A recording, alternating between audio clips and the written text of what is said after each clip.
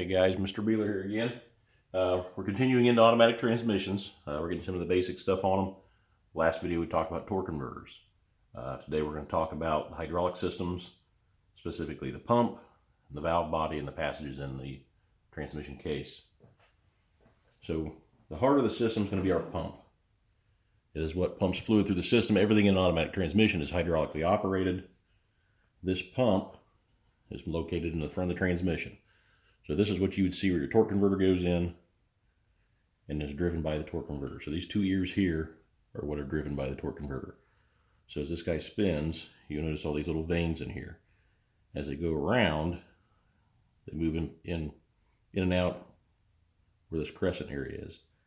The way that works is on the other half of our pump, we have these two cavities. Right here is where our filter would go in.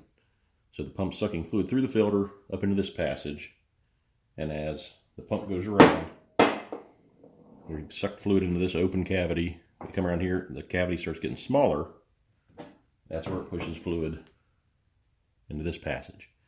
Now there is a relief valve in here, so if the pressure gets too high, it dumps that fluid back into the transmission pan.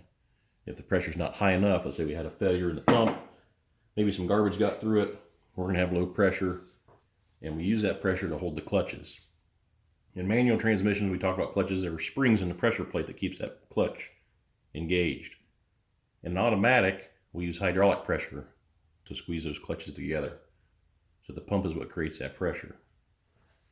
We also have a valve body. So you guys have probably recognized this when we had filters. When we did filters junior year. Get the pan off, you'll see all this stuff in the transmission. This is the valve body. There are valves inside of it. This valve right here is our selector. So when you shift from park to reverse, neutral drive, this is what moves and tells the transmission, hey, send fluid here, he wants to go forward, or send fluid here, he wants to go backwards. On the opposite side of it are all the passages. Now it looks like quite the maze, but this is as valves open or close, routes fluid through these passages. There's a separator plate that goes between it and the case. So all these passages, we're sending fluid to different places to do different jobs. There's a gasket that goes between these surfaces. If that gasket blows out between two of the passages, now we can have fluid going to the wrong place. So we could have a transmission trying to engage two clutches at once that shouldn't be engaged at the same time, which can bind things up, or maybe it's just dumping pressure back into the pan, that clutch wouldn't engage. Also in the valve body, we have shift solenoids. They're little 2-wire solenoids. Some of them have, this one's got a little screen in there to try to keep garbage out. What these do is, the transmission control module will say, hey, we want to shift from second to third. It'll turn one solenoid off, turn another on. It moves a pintle inside of here, allows fluid to go where it needs to go. These can fail. Just like if we have a fuel injector fail, it's the same principle. There's a winding inside here. It's moving a pintle. They can be ohm tested, but they can fail and create problems in shifting. They also use them for lock-up torque converter.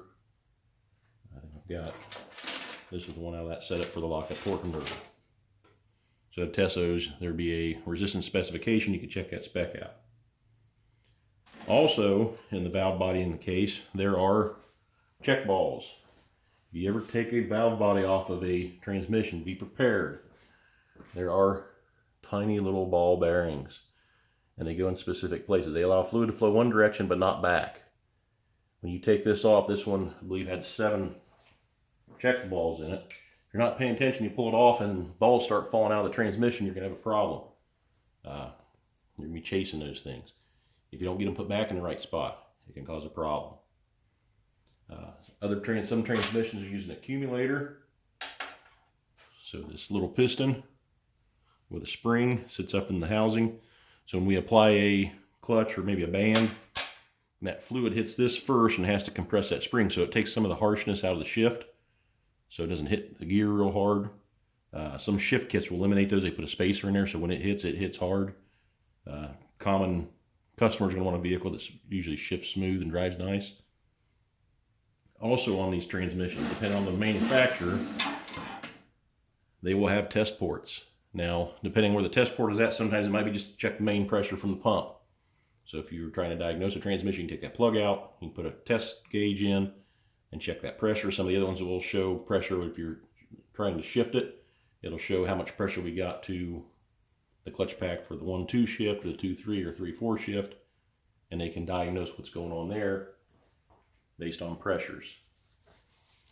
So that's all I've got for this part of it. That pump being critical, the fluid. If you run low on fluid, you can burn that pump up. Also, when we talk torque converters, making sure that the torque converter is engaged in the pump. If that pump's not spinning, it's not pumping fluid, and that fluid is lubricant in that transmission, you can damage that transmission. So I will talk to you guys next time.